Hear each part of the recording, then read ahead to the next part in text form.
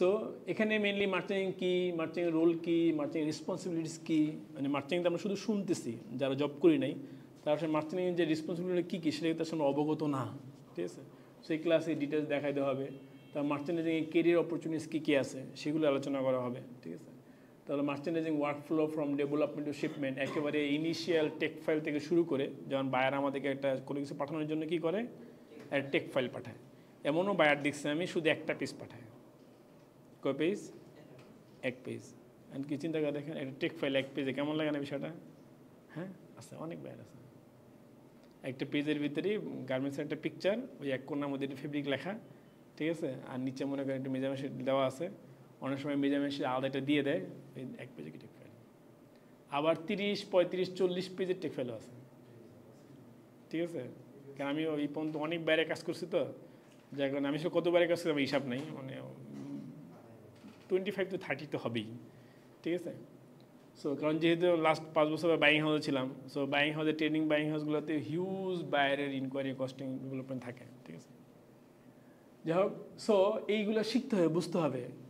কারণ হলো মার্চেন্টিং খুবই গুরুত্বপূর্ণ কাজ হলো টেক ফাইল অ্যানালাইসিস করা। গুরুত্বপূর্ণ কাজ কি?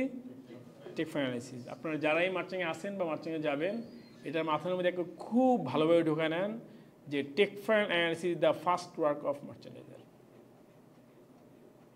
সেটা কস্টিং স্টেজে হোক, অর্ডার স্টেজে হোক, পি মিটিং স্টেজে হোক, আর বাল্ক ডেলিভারি করবেন সেই আগ মুহূর্তে চেক করার বিষয় আসতে পারে, ঠিক আছে। কারণ ইনিশিয়াল স্টেজে আপনি টেক ফাইল যত ভালোভাবে অ্যানালাইসিস করবেন, আপনার কস্টিং তত ফাইন হবে। কারণ হলো যত গ্যাপ দিবেন, গুরুত্বপূর্ণ কিছু বাদ পড়ে যাবে, তখন কস্টিং কী হবে? ভুল হবে, ঠিক আছে। প্রচুর দেখি, প্রচুর এরকম আছে যে রিনাউন্ড ফ্যাক্টরির ম্যানেজার কস্টিং করে অর্ডার পাতি নিয়ে নিছে, অর্ডার নেওয়ার পরে অর্ডার প্লেসও করে ফেলছি, সাইড থেকে আসলে দেখতে কষ্ট হচ্ছে, এই কারণে আমি অপারেট করতে পারতেছি না।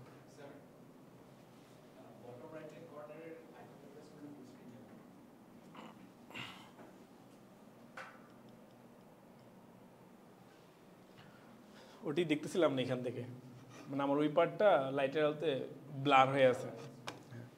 Anyway, thank you. সো কোথায় ছিলাম আমরা? টেক ফাইল নিয়ে, ঠিক আছে।